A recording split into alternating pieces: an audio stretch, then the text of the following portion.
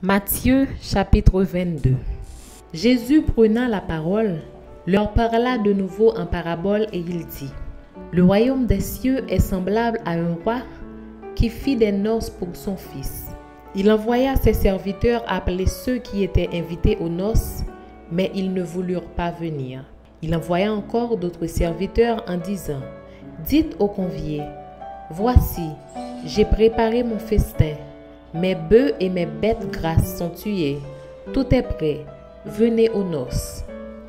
Mais sans s'inquiéter de l'invitation, ils s'en allèrent, celui-ci à son champ, celui-là à son trafic, et les autres se saisirent des serviteurs, les outragèrent et les tuèrent.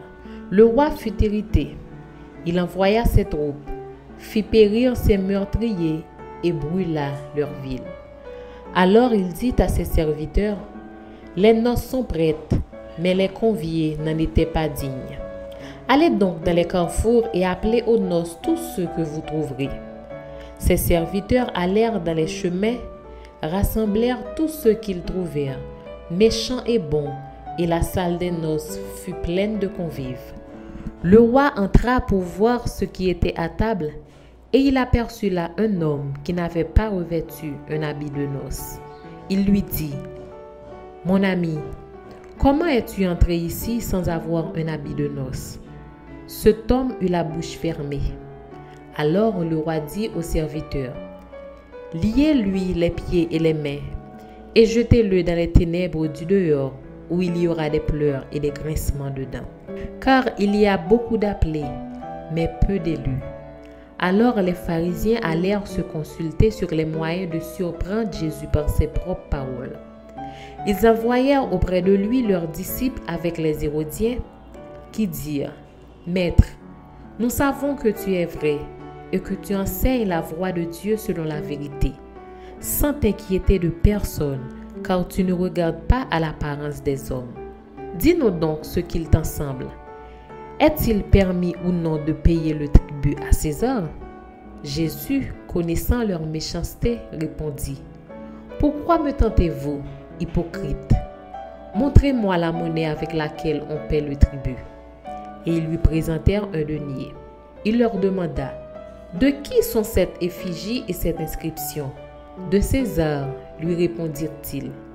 Alors il leur dit: Rendez donc à César ce qui est à César, et à Dieu ce qui est à Dieu. Étonnés de ce qu'ils entendaient, ils le quittèrent et s'en allèrent.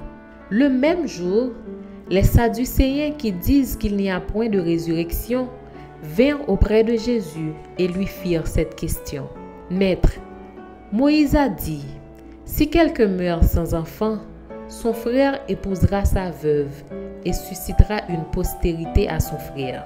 Or, il y avait parmi nous 7 frères.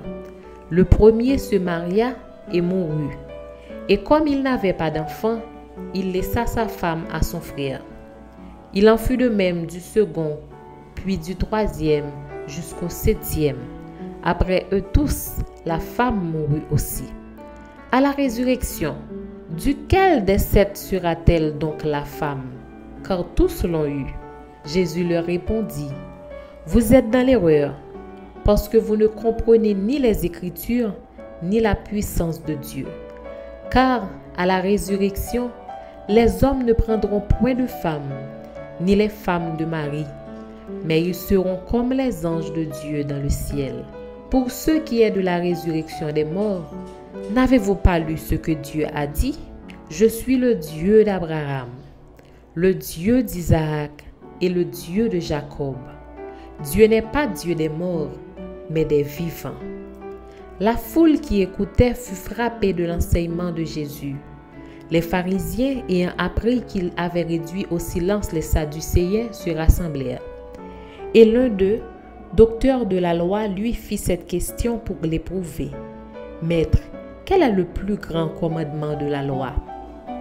Jésus lui répondit: Tu aimeras le Seigneur, ton Dieu, de tout ton cœur, de toute ton âme et de toute ta pensée. C'est le premier et le plus grand commandement. Et voici le second, qui lui est semblable: Tu aimeras ton prochain comme toi-même. De ces deux commandements dépendent toute la loi et les prophètes. Comme les pharisiens étaient assemblés, Jésus les interrogea en disant: Que pensez-vous du Christ? De qui est-il fils? Ils lui répondirent: De David. Et Jésus leur dit: Comment donc David, animé par l'Esprit, l'appelle-t-il Seigneur lorsqu'il dit: Le Seigneur a dit à mon Seigneur: Assieds-toi à ma droite jusqu'à ce que je fasse de tes ennemis ton marchepied. Si donc David l'appelle Seigneur, comment est-il son fils? Nul ne peut lui répondre un mot. Et depuis ce jour, personne n'osa plus lui poser des questions.